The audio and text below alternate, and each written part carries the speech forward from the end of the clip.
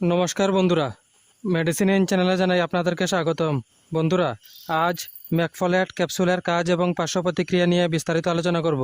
তাই ভিডিওটি শেষ অবধি অবশ্যই দেখবেন এবং চ্যানেলে নতুন হয়ে থাকলে চ্যানেলটিকে সাবস্ক্রাইব করে নেবেন, যাতে ওষুধ সম্পর্কে সঠিক তথ্য সবার আগে আপনারা পেয়ে যান।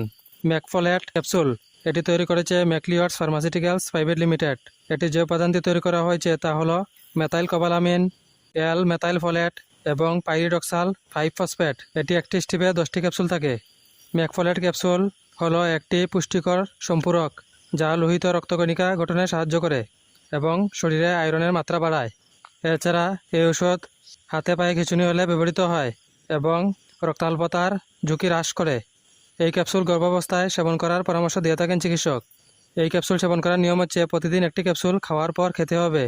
এই ক্যাপসুল সেবনে সাধারণ কিছু পার্শ্ব প্রতিক্রিয়া দেখাইতে পারে, তা হলো বমির ভাব, গ্যাস, ডায়রিয়া, কোষ্ঠকাঠিন্য, অ্যালার্জি এবং একনি। যদি এরকম সমস্যা দেখা দেয় তাহলে ওষুধ সেবন বন্ধ করে অবশ্যই চিকিৎসকের পরামর্শ নেবেন। বন্ধুরা, ভিডিও ভালো লেগে থাকলে লাইক, কমেন্ট, শেয়ার অবশ্যই করবেন। ধন্যবাদ।